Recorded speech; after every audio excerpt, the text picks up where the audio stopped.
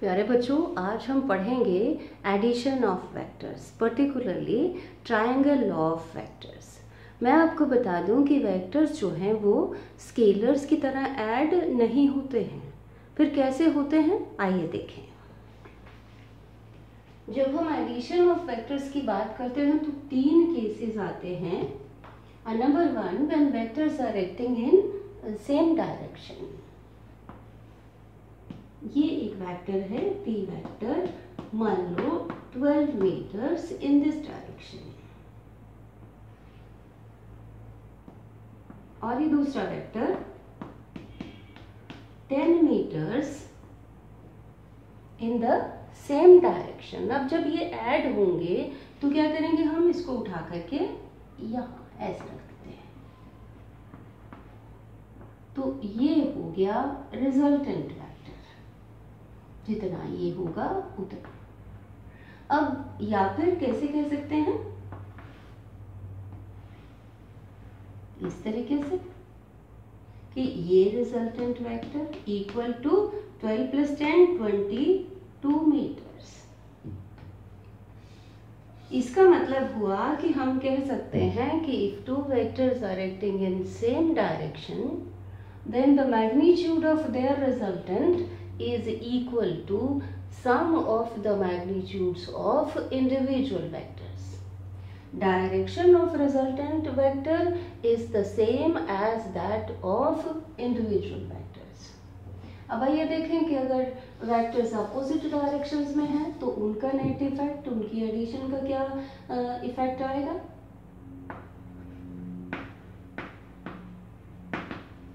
If the vectors are acting in opposite direction, हम ले लेते हैं ये दो वेक्टर्स। अब ये क्या हो, वेक्टर इस तरफ एक्ट कर रहा है, तो इनका जब हम ऐड करेंगे तो क्या आएगा, रिजल्टेंट आएगा 12 - 10 2 मीटर, और डायरेक्शन क्या होगी, that of the bigger vector. तो हम कह सकते हैं कि if two vectors are acting in opposite directions, then the magnitude of their resultant is equal to difference between the magnitudes of individual vectors. Direction of resultant is same as that of bigger vector. Third case में हम कहते हैं कि if the vectors are acting at some angle,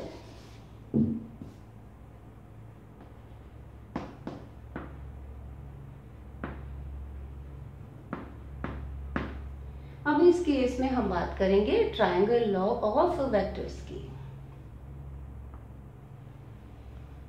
एक ये vector है,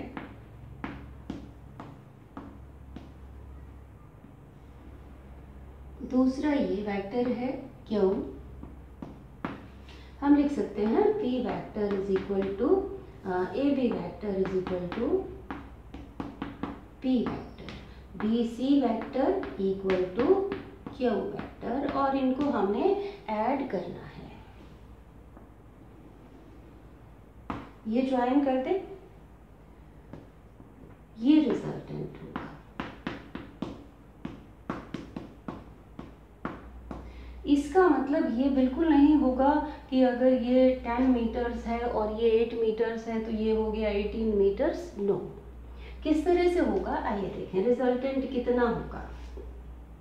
यहाँ से पहले हम triangle law of vectors state कर सकते हैं। कैसे, if two vectors p vector and q vector acting at a point at the same time are represented both in magnitude and direction by the two sides of a triangle taken in same order, then their resultant is represented both in magnitude and direction by the third side of the triangle taken in opposite order.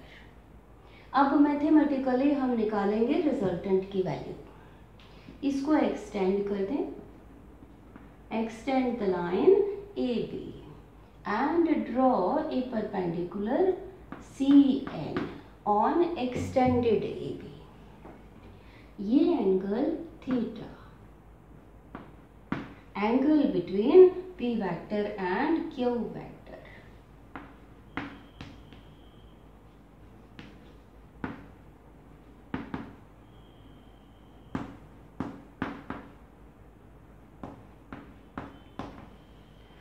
अब हम क्या करते हैं इस triangle में, in right triangle ACN, इसमें Pythagoras theorem लगा लेते हैं। AC square equal to AN square plus CN square, correct. अब देखिए AC स्क्वायर को क्या लिख सकते हैं, R square equal to AN को क्या लिख सकते हैं, AB प्लस BN, इसका स्क्वायर हो गया, प्लस CN स्क्वायर को ऐसे ही लिख लिया।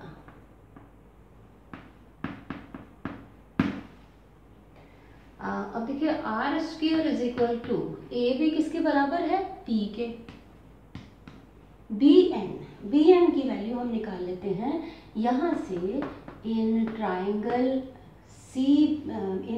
BCN, राइट ट्राइंगल, इसमें BN डिवाइडेड बाय BC,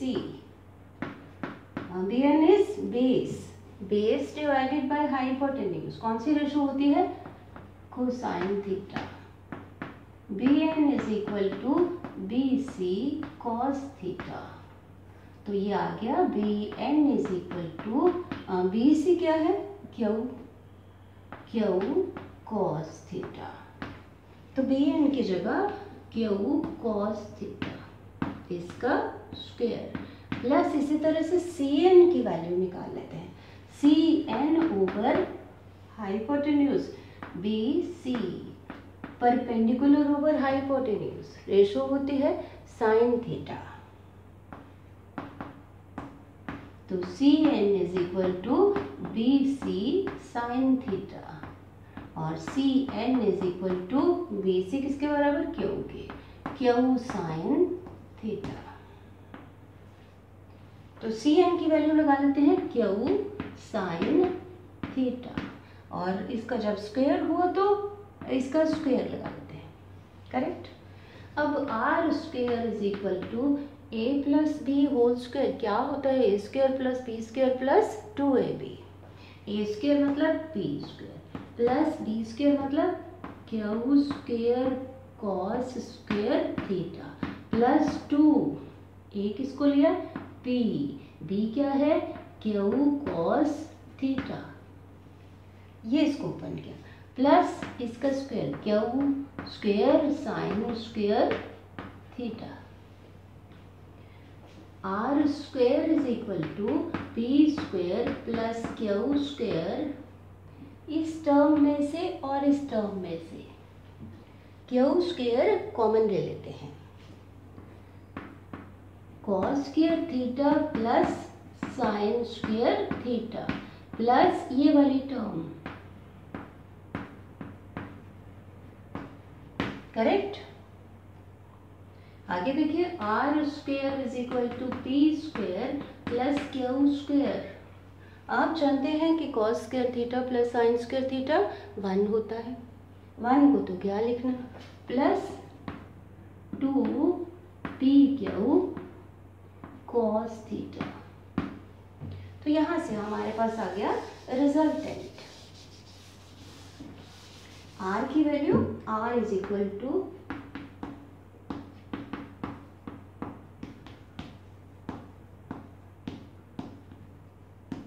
इसका स्क्वायर रूट आ गया, तो R हमारे पास आ गया।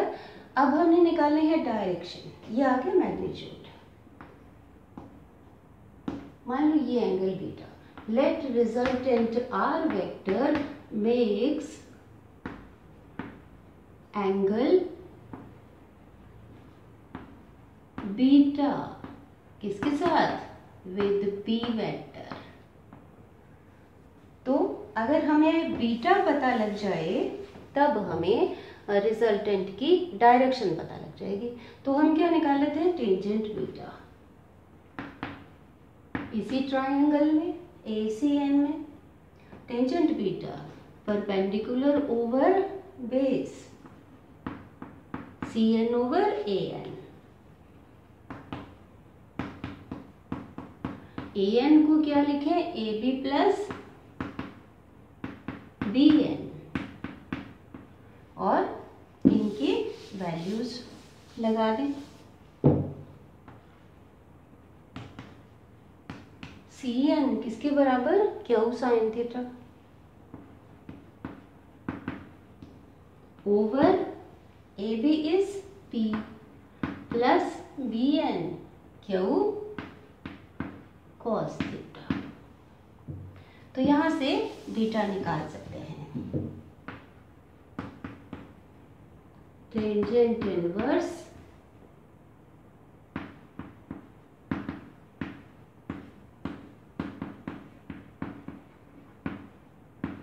ये हमारे पास आ जाएगा बीटा। चलिए अब हम डिस्कस करते हैं स्पेशल केसेस।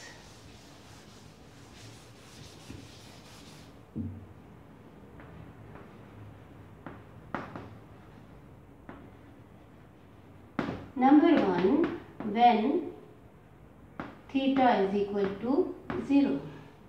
जब थीटा 0 होगा उस केस में आर कितना आ जाएगा, R is equal to P square plus Q square plus 2pq cos 0, ये आ जाएगा। और कॉस 0 कितना होता है, 1।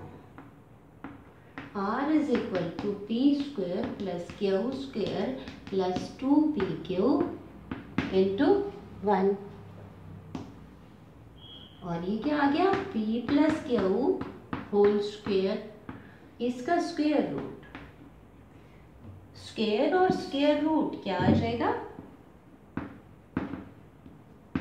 तो r is equal to p plus Q.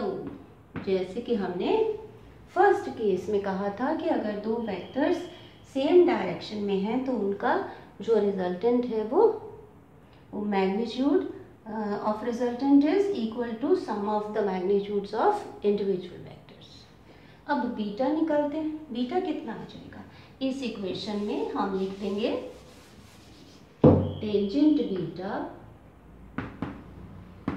Q sine 0 divided by p plus Q cos 0। तो यहां से बीटा कितना आ जाएगा, tangent beta is equal to 0, beta is equal to 0।